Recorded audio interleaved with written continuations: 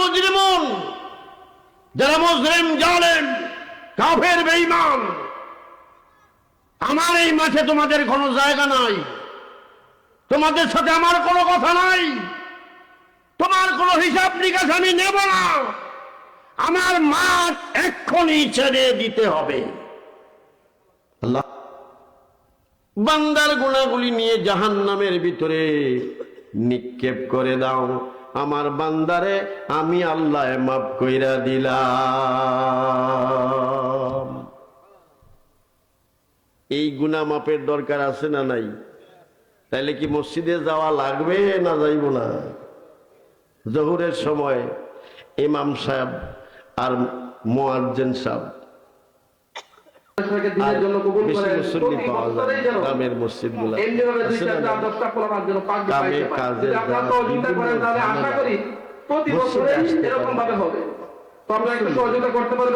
সব মসজিদ না, মসজিদ আছে আমরা জানি, শুধু একজনই আজান দেয়, একজনই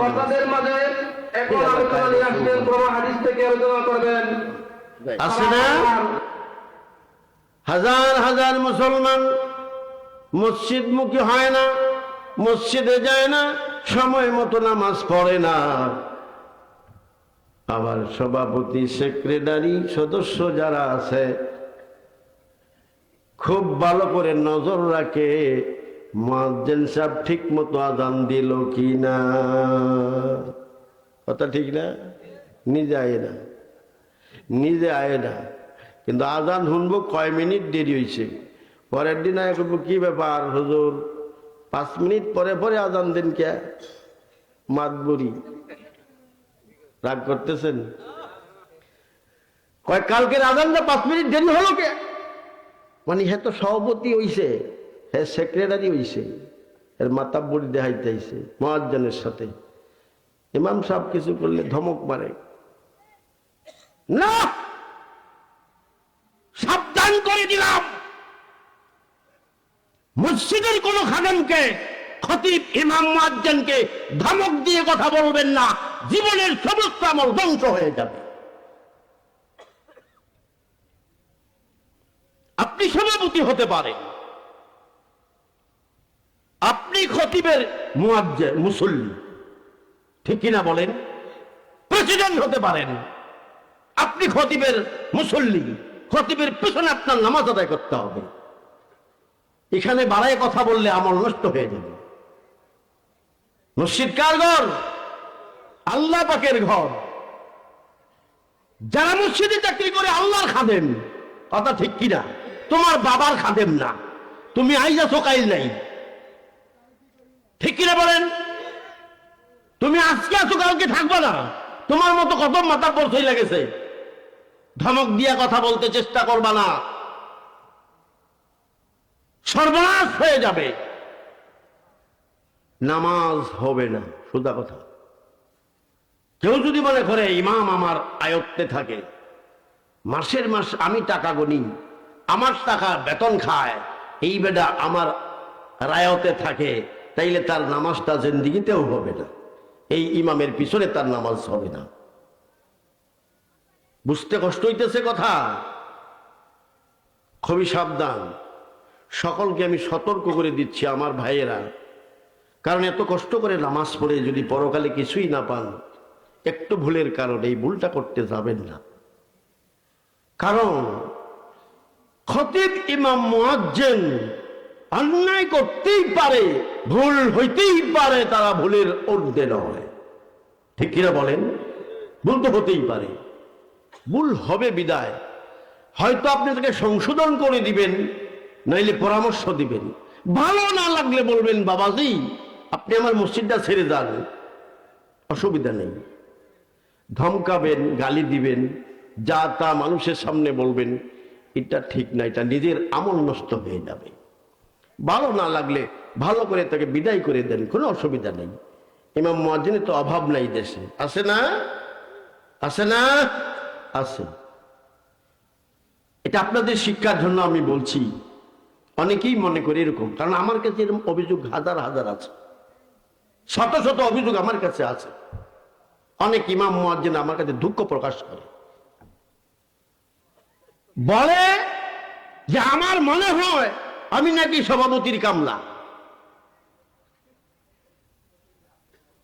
এটা করতে যাবেন না ভাইরা আমার, বন্ধুরা, বাবাজিরা। ইবাদত অল্প করেন, যদি খাঁটি হয় আল হাসরের ময়দানে অল্প খাঁটি ইবাদতে আপনার নাজাতের উসিলা হয়ে যাবে। ইবাদত যদি উহুদ পাহাড়ের মতো বড় বড় ইবাদত বন্দিগি হয়ে যায়, আর যদি সেটা খাঁটি না হয়ে থাকে, কাল হাসরের ময়দানে যায় দেখবেন কিছু নাই, সাদা পাতা নিয়ে দাঁড়ায়া যাবেন, একটা আমল থাকবে না।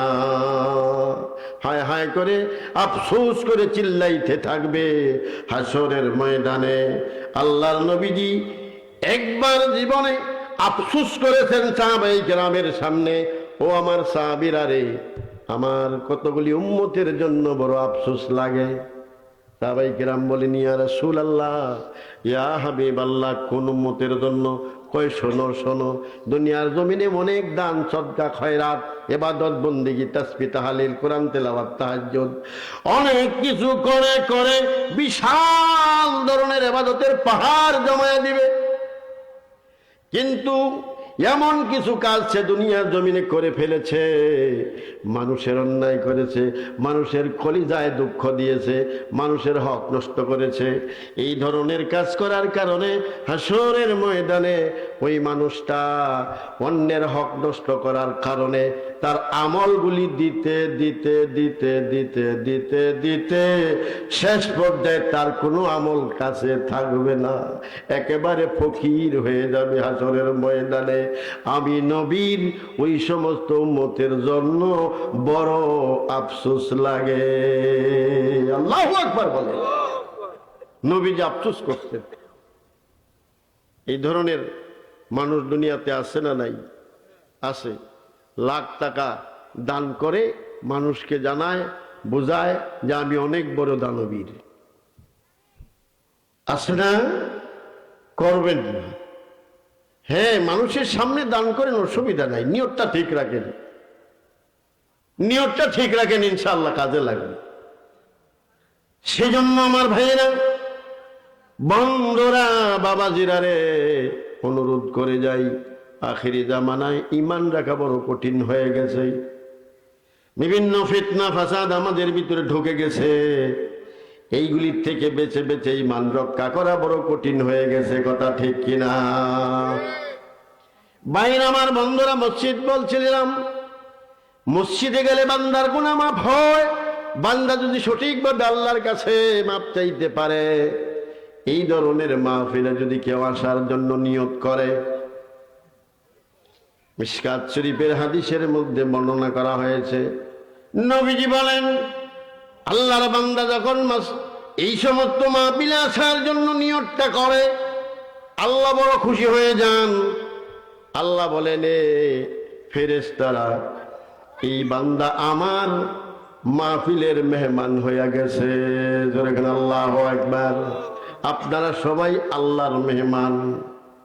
খুশি না বেজার? আল্লাহর মেহমান হইতে মন চায়? মক্কা মদিনা গেলে আল্লাহর মেহমান হওয়া যায়, মসজিদের ভিতরে ঢুকলে আল্লাহর মেহমান হওয়া যায়, এই ধরনের মাহফিলের ভিতরে ঢুকলেও আল্লাহর মেহমান হওয়া যায়। আল্লাহু আকবার বলেন। এখানে যারা আছেন সবাই আল্লাহর মেহমান, কেন আল্লাহ তাকে আমরা সাড়া দিয়েছি। আমাদের সম্মান ইজ্জত দেওয়ার মালিক কে? কে মালিক? আল্লাহ। আল্লাহ কিভাবে সম্মান দেয়? নবীজি বলেন, আল্লাহর বান্দা যখন মাহফিলে আসার জন্য নিয়ত করে ঘর থেকে বের হয়ে যাবে, আল্লাহ রহমতের 70,000 ফেরেশতা ওই বান্দার বাড়ি পর্যন্ত হাজির হয়ে যায়। জোরে বলুন আল্লাহু আকবার। 70,000 ফেরেশতা তার পিছনে থাকে, আল্লাহর বান্দারের সামনে দিয়া নারে তাকবীর আল্লাহু আকবার স্লোগান দিতে দিতে দিতে দিতে স্বাগতম জানাইয়া জানাইয়া মাহফিলের দিকে নিয়ে আসতে থাকে। জোরে বলুন আল্লাহু আকবার। এটা আল্লাহ জানে আর ফেরেশতায় জানে,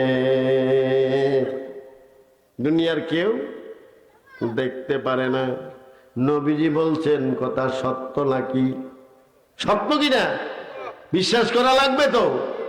আল্লাহ কয় আমি তোর এই মর্যাদা দিয়া দিলাম, কারণ দুনিয়ার কোন চিফ গেস্ট, কোন বড় ধরনের মেহমান যদি কোনো মাজলিসে যায়, বড় ধরনের জনসভায় যায়, তারে লাল গালিটা বিছায়া অভ্যর্থনা জানানো হয়, ঠিক কিনা বলেন? 100-150 মোটর সাইকেল নিয়ে তাকে অভ্যর্থনা জানানো হয়। কোনো বাংলাদেশি নেতা হোক, বিদেশি নেতা হোক, স্বাগতম জানানো হয়। কিন্তু আল্লাহ বলেন আমার মাহফিলে যারা আসবে আমি তাদের আমার রহমতের ফেরেশতা দিয়া স্বাগতম জানায় দিব। সুবহানাল্লাহ। 70,000 ফেরেশতার সামনে আল্লাহর বান্দা যাইতে থাকে, ফেরেশতারা পেছনে থাকে। আল্লাহর হুকুমে একজন ফেরেশতা ওই বান্দার কদমের নিচে নিচে নিচে নিচে মাহফিল পর্যন্ত তার পাখাটা বিছায়া বিছায়া বিছায়া বিছায়া মাহফিলে পৌঁছায়া দেয়। ফেরেশতারা মানুষের গোলাম, ফেরেশতারা মানুষের গোলামি করে। মানুষের জন্য ফেরেশতা তৈরি করা হয়েছে, আল্লাহর কোনো প্রয়োজন নাই ফেরেশতার। এই আপনাকে এত বড় সম্মানের জায়গায় না বসাইল, আপনি বসে থাকবেন আল্লাহর মেহমান হয়ে। জোরে কোন আলহামদুলিল্লাহ। তাইলে আমরা যে মাহফিলে বসছি এতে তো আমরা খুশি। একটু জোরে কি বলা যাবে? আলহামদুলিল্লাহ। আরেকটু জোরে বলি আলহামদুলিল্লাহ। আমার ভাইরা বন্ধুরা, যারা আসলো না তারা ঠকলো, কথা ঠিক কিনা বলে? আমরা যারা আসছি আমাদের বিশ্বাস আমাদের নামের তালিকা আল্লাহর দরবারে পৌঁছে যাবে, এটা আমরা চাই কি চাই না?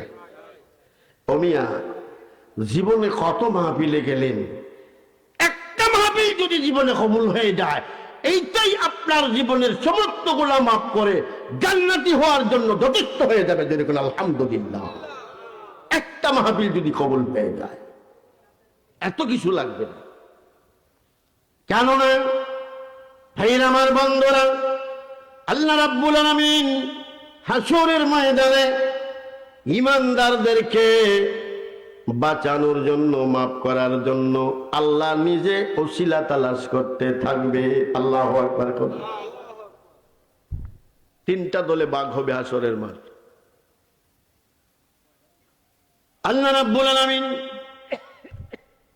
আল্লাহর কুরসিতে বসে একটা ঘোষণা দিয়া দেবেন, ওয়ামতাজুল ইয়াউমা আইয়ুহাল মুজরিমুন।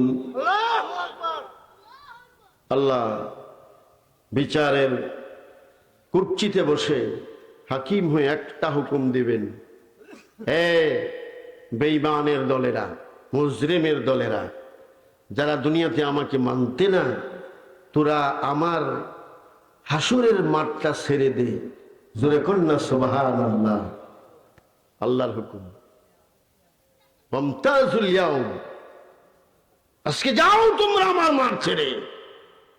আইয়ুহাল মুজরিমুন, যারা মুজরিম, জালেম, কাফের, বেঈমান, আমার এই মাঠে তোমাদের কোনো জায়গা নাই, তোমাদের সাথে আমার কোনো কথা নাই, তোমার কোনো হিসাব নিকাশ আমি নেব না। আমার মাঠ এক্ষুনি ছেড়ে দিতে হবে। আল্লাহু আকবার বলে। কোরআন শরীফ সূরাতুল ইয়াসিন। আল্লাহর ঘোষণা হয়ে যাবে, হাসরবাসী প্রত্যেকেই চিন্তায় পড়ে যাবে, আমি কোন দলে ছিলাম দুনিয়ার জমিনে? আমি কি খোদাকে মানতাম না মানতাম না? আমি কি খোদাকে মেনেছি না অস্বীকার করেছি? প্রত্যেকের বিবেকের আদালতে সাক্ষী দিতে থাকবে। যারা আল্লাহকে মানে নাই তারা নিচু হয়ে মাথাটা নিচের দিকে দিয়ে আস্তে আস্তে আস্তে আস্তে বের হওয়ার জন্য তৈরি হয়ে যাবে। হাসরের মাঠ থেকে বের হওয়ার চতুর্দিকে কোনো রাস্তা থাকবে না, চতুর্দিকে থাকবে জাহান্নাম দিয়ে বেষ্টনী, আগুন ধাউ দাও ধাউ দাউ করে জ্বলতে থাকবে। একটি মাত্র রাস্তা থাকবে, একটি মাত্র রাস্তা থাকবে, এই রাস্তাটা হলো সিরাত। জোরে কোন সুবহানাল্লাহ। এই সিরাত ছাড়া আর কোন রাস্তা দিয়ে যাওয়ার কোনো পথ নাই, রাস্তা নাই। যদি কেউ যায় জাহান্নামে পড়ে সারকার হয়ে যাবে। ঘুরে ঘুরে ঘুরে ঘুরে ফুলসেরাতের পুলে যায় উঠবে। এই ফুলসেরাতের ধারে যাওয়ার সাথে সাথে কেটে কেটে টুকরো টুকরো হয়ে প্রত্যেকটা কাফের বেঈমান যার যার জাহান্নামে নিপতিত হবে। সুবহানাল্লাহ বলেন। আল্লাহ এদের সাথে কোনো কথাই বলবেন না। মাঠ এক প্রকার সাপ, মোটামুটি হালকা হয়ে গেছে। এদের যাইতেই থাকবে, যাইতেই থাকবে। পুলিশ লাগবে না, আর্মি লাগবে না, বিডিআর লাগবে না, ফেরেশতা লাগবে না, কিচ্ছু লাগবে না। নিজের বিবেক সাক্ষী দিতে থাকবে, আমি তো আল্লাহরে বানি নাই। এখানে আর গাপটি মেরে দাঁড়িয়ে থাকার কোনো সুযোগ থাকবে না। জোরে কোন সুবহানাল্লাহ। তাফসীরে এইভাবে আসছে। এরপরে আল্লাহ রাব্বুল আলামিন 7টা শ্রেণীকে ভাগ করেছিলেন। তাদের মধ্যে এক প্রকার হলো যারা মসজিদের সাথে অন্তরটা লটকা রাখছে, মসজিদের সাথে কানেকশন যাদের ভালো ছিল, এই মানুষগুলাকে আল্লাহ রাব্বুল আলামিন আরশের ছায়ার নিচে জায়গা করে দিবে। এরা হলো বিশেষ অতিথি। এদেরকে আল্লাহ পাক বলবেন 7 শ্রেণীর মানুষ, লম্বা আলোচনা করতে যাইতেছি না।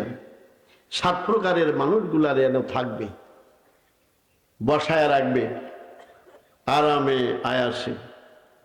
যেমন মনে করেন প্রধানমন্ত্রী যদি ময়মনসিংহ আসে সার্কিট হাউসে, তাহলে প্রধানমন্ত্রী ভাষণ দেবেন, তার সাথী সঙ্গী যারা আসছে তাদের জন্য আলাদা একটা ব্যবস্থা করা হয় থাকার জন্য। ঠিক কিনা বলেন?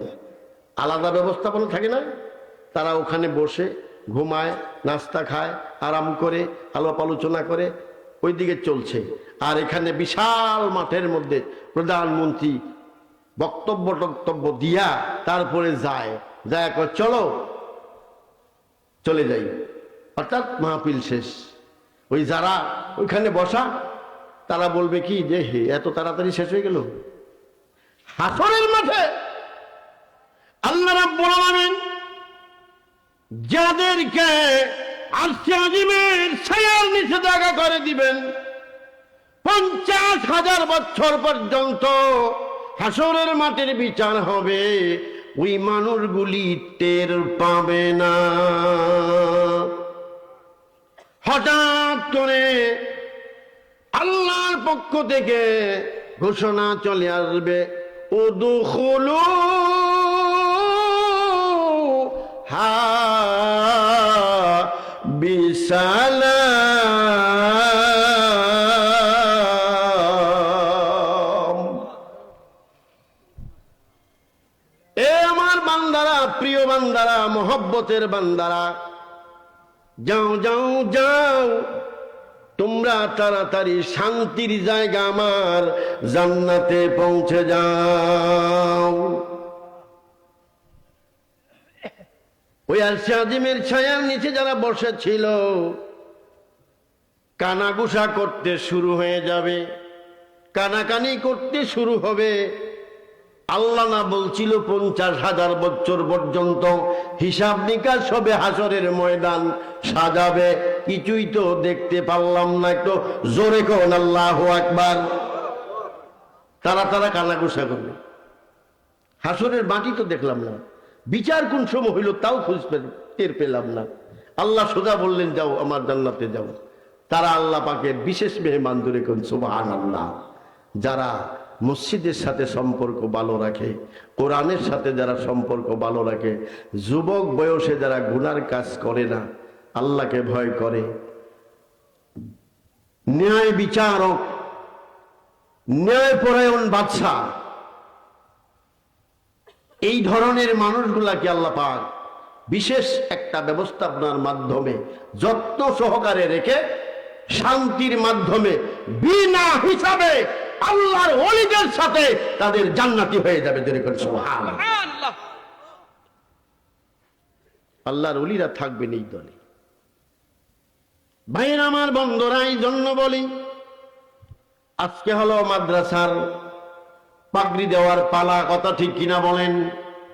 কিসের পাগড়ি, কাকে পাগড়ি দেবে একটু চিন্তা করেন। ছোট্ট একটা বাচ্চা 30 পারা কোরআন শরীফ, ভলিউমটা কিন্তু ছোট্ট নয়, অনেক কোরআন শরীফ এত মোটা, ঠিক কিনা? অনেক মোটা 30 পারা কোরআন শরীফের প্রত্যেকটা অক্ষর, প্রত্যেকটা শব্দ, প্রত্যেকটা আয়াত, প্রত্যেকটা সূরা ছোট্ট একটা বাচ্চার সিনার মধ্যে জায়গা করে নিছে, এরপরে সে হাফেজ হয়ে গেছে। ইচ্ছা করলে আপনি পারবেন না। অনেক বুড়া বুড়া বাবাজি আছে, আমি দেখছি সূরাতুল ফাতিহাটাও সঠিকভাবে বলতে পারে না, আছে না নাই? এত সহজ সূরা সূরাতুল ফাতিহা, তারপরেও আমার নিজের অভিজ্ঞতায় বলছি, বুড়া হয়ে গেছে, বলছি বাবা ফাতিহাটা বলেন, আলহামদুলিল্লাহ, আশ্চর্য হয়ে গেলাম, সূরা ফাতিহাটা সঠিক মতো বলতে পারলো না। অনেকেই পারে, সূরা ইখলাস পারে, কোরআন পড়তে পারে, পারে কি পারে না? সেজন্য আমার ভাইরা বন্ধুরা, আল্লাহর নবী ঘোষণা করে দিলেন, খায়রুকুম মান তাআল্লামাল কুরআনা ওয়া আল্লামা। আল্লাহু আকবার কোন। নবীজি বললেন, দুনিয়ার মানুষ জানিয়া রাখো রে, তারাই হলো আল্লাহর জগতে সবচেয়ে উত্তম মানুষ, যারা নিজে কোরআন শরীফ পড়ল এবং অন্যকে শিক্ষা দিল। যে নিজে শিক্ষা করলো,